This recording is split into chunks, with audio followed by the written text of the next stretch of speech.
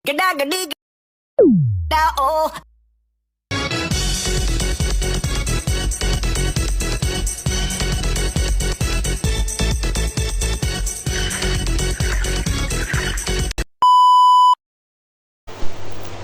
Om Swastiastu. Selamat pagi, siang, sore, ataupun malam dimanapun kalian berada. Semoga sekalian dalam keadaan sehat, baik jasmani ataupun rohani.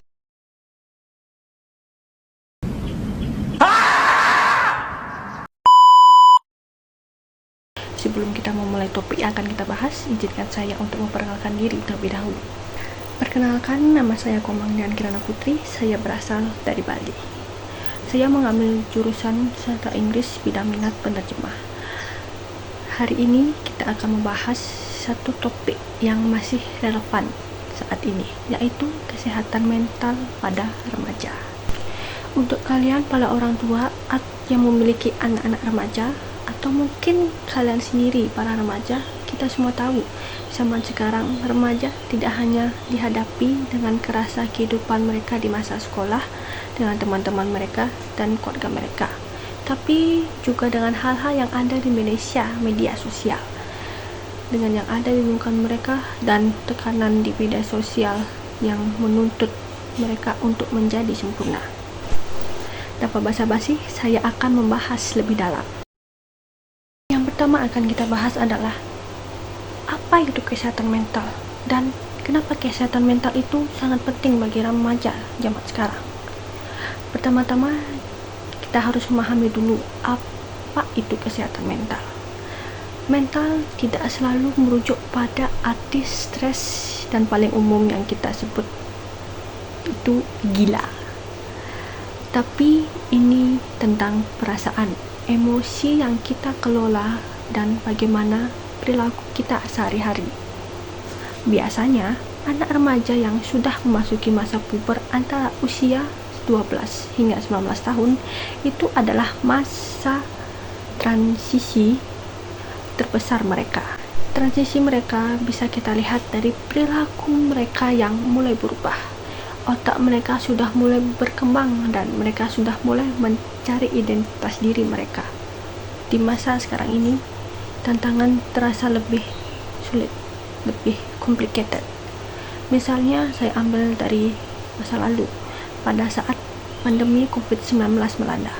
Banyak remaja yang terisolasi dari rumah. Apa-apa mereka lakukan dari rumah, mulai dari belajar online, sekolah online, bahkan bertemu dan berkomunikasi dengan teman-teman mereka secara online. Ini membuat mereka kehilangan rutinitas mereka, dan hasilnya mereka memikul tekanan. Tingkat kecemasan dan depresi meningkat.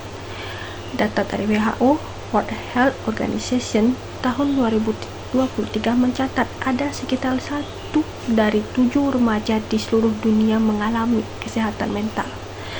Sebuah survei dari Kementerian Kesehatan pada tahun 2022, remaja-remaja di Indonesia sebanyak 30% memiliki keinginan untuk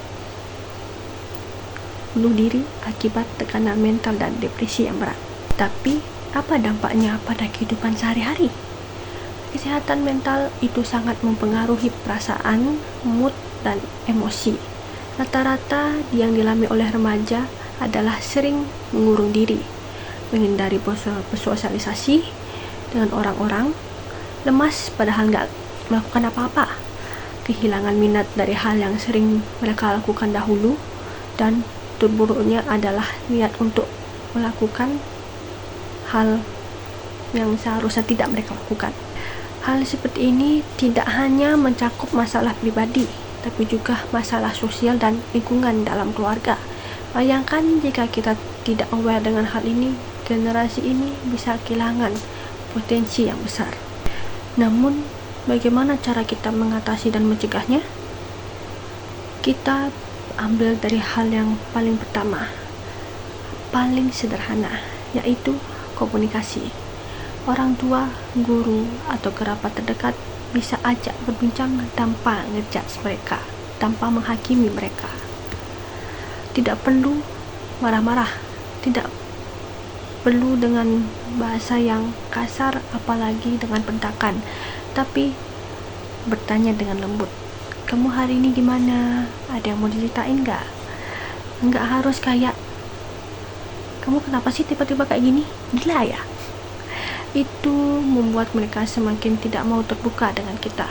Remaja itu hanya ingin didengar keluh kesahnya tanpa membanding-bandingkan satu sama lain.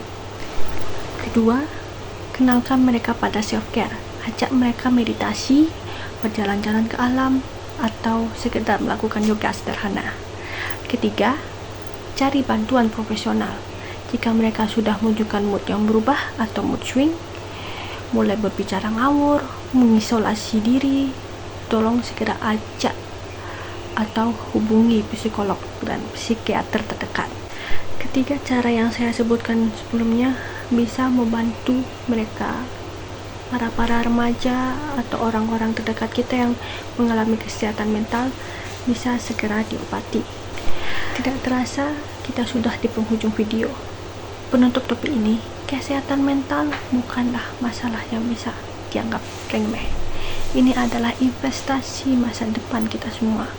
Di era seperti ini, memang tidak bisa dihindari, tapi dapat kita cegah. Tantangan memang banyak, harus dan terus berdatangan.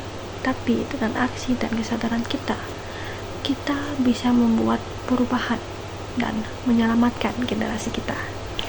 Sekian dari video ini. Terima kasih untuk yang sempat untuk menyaksikan dan ikut berpartisipasi. Saya pamit undur diri dan sampai jumpa.